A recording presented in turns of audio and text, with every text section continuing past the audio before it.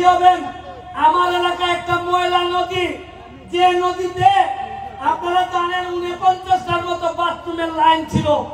আমি এমপি হওয়ার পর এই বাথরুমের নদীতে ডুব দিয়ে উঠতে বলছিলাম যে এমপি 49টা বাথরুমের লাইনে ডুব দিতে পারে, এই এমপি ইতিহাস না বদলে যাবে না এই এলাকা থেকে।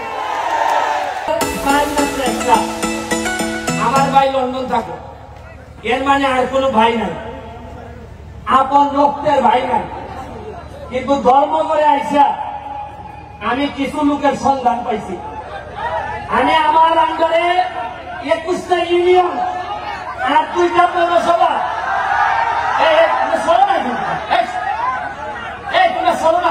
দেখতে দাও, 2টা পৌরসভা, প্রতিটা ইউনিয়নে আমার আদর্শের কিছু ভাই তৈরি হইতেছে।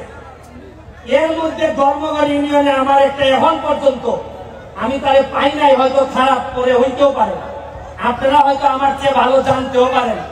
তবে আমার কাছে মনে হয়েছে মার পেটের না হইলেও আমার একটা আদর্শের ভাই হচ্ছে গেটুটু।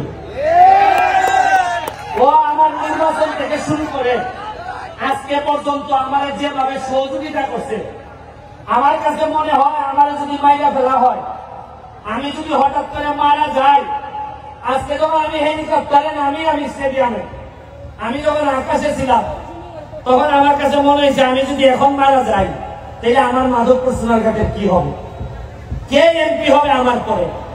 আসলে এমপি হইলে কি পারবে? তারা কই আগের মতোই মজা মারে, মজা বাইরে আমরা খালি বইতে পারি, এরকমই হবে কিনা।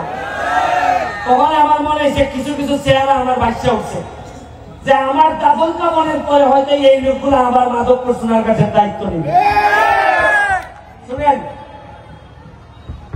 মাত্র 4.5 মাসে যে এমপি হয়েছে, বরাদ্দ পাইছি প্রায় 31 কোটি টাকা। কত পাইছি? এর মধ্যে 25 কোটি লেগে আমার বছরের পর বছর আইবারে রাস্তা বানাইনি খালি। এইটা বাদ দিলে কত থাকে? 6.5 কোটি থাকে। 6 কোটি দিয়ে রাস্তাঘাট মসজিদ বানাইতেছি। তা আমার প্রশ্ন হইল 4.5 মাসে যদি 31 কোটি ভাইয়া থাকে, আরে আমি তো এমপি, আমরা তো মন্ত্রীও পাইছিলাম, জীবনে মন্ত্রী নিয়ে আপনি 5 টাকা পাইছো নিরন্তর ঘোষণা হয়েছে, টাকা গেল ওই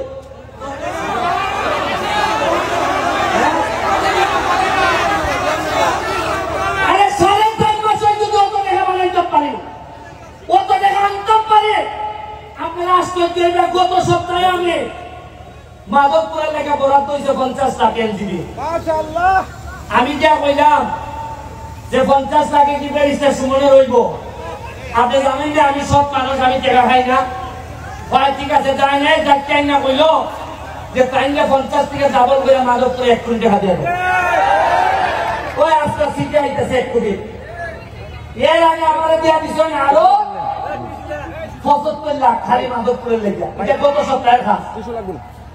আমি এখন দেখি যে খরচ করে কোন ভাই না, খালি ভাই না মানুষ যারে যে খামটা করাইতাম।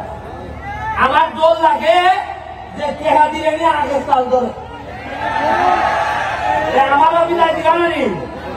আর আমি জানি এ লেগেতে এমপি সাহেব হইতাম চাই না, সুমন ভাই হইতাম চাই, কারণ আগামীবার এমপি নাও দেখতে পারে, কিন্তু ভালোবাসা দিয়ে আপনারা ভাই হইতে পারলে বই যাবো, আমি শান্তি পাইব।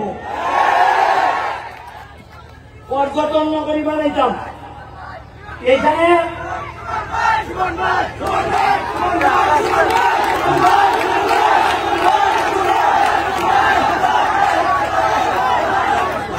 আমার পর্যটন নগরী বানাইতে চাই আমি মাধবপুর সোনারঘাটে। আমি নেত্রীরে বলছি, জননেত্রী শেখ হাসিনারে যে যাব, যে আমার 24টা চা বাগান আছে, আমার 2টা রিজার্ভ ফরেস্ট আছে, আমার স্থলবন্দর আছে, আমার বর্ডার আছে, আবার কিসের কম আছে? মাধবপুর আপনারা জানেন কিনা সবচেয়ে ধনী উপজেলার একটা, 100টার মতো ইন্ডাস্ট্রি আছে। মাধবপুরের মানুষ একটা মানুষ না খেয়ে থাকতে পারবে না।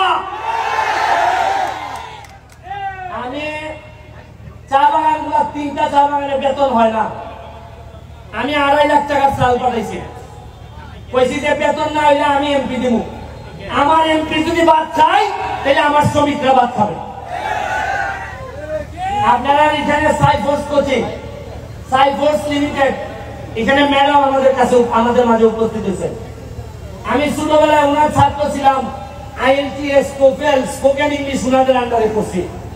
উনি আমাদের পুরা 23টা ইউনিয়নে কোন ছাত্র ছাত্রী যাতে ইংলিশে ফেল না করে এই জন্য সকল শিক্ষকদেরকে ট্রেনিং এর ব্যবস্থা করতেছেন। উনি আমাদের মাঝে উপস্থিত আছেন, ওনার জন্য একটা হাততালি আমি আশা করি। আমি কম্পিউটারের ব্যবস্থা করতেছি বাচ্চাদের জন্য, প্রতিটা স্কুলে মাল্টিমিডিয়া ব্যবস্থা করতেছি।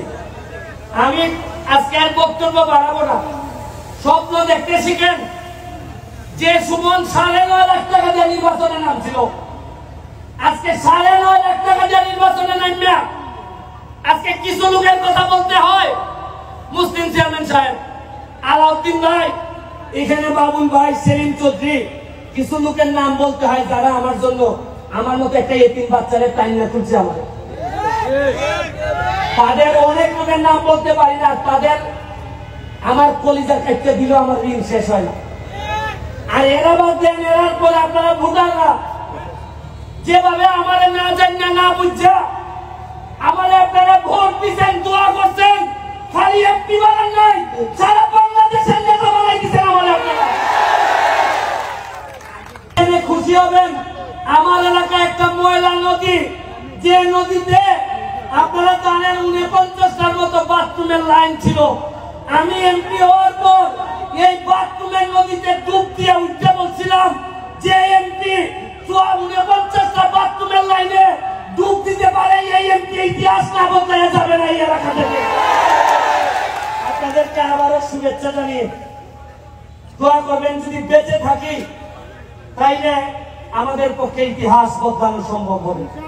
আর যদি মাইরা ফেলে তাইলে বলে যাচ্ছি, ভালো ছেলে মেয়ে যারা আছে তাদের মধ্য থেকে সৎ মানুষ যারা আছে তাদেরকে এমপি বানাবেন।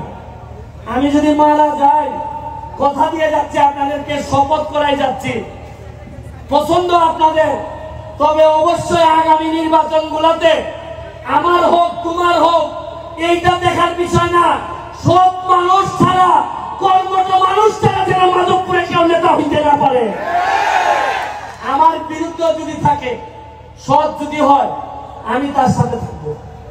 আমি কথা দিচ্ছি, এটা আমার বাপের মৌরসী সম্পত্তি না। আমি এখানে লোক বানাইতে আসি নাই, আমি আইছি মাধবপুরের 7 লক্ষ চুনারঘাট মাধবপুরের মানুষের শপথ নিচ্ছি যে তাদের ভাগ্য বদলাবো। আর এই ভাগ্য বদলাইতে গিয়া আমার যতটুকু দৌড়াইতে হয়, যত জায়গা যাইতে হয় আমি যাব। এই কথা দিয়া আজকের মতো বিদায় নিচ্ছি। জয় বাংলা, জয় বঙ্গবন্ধু।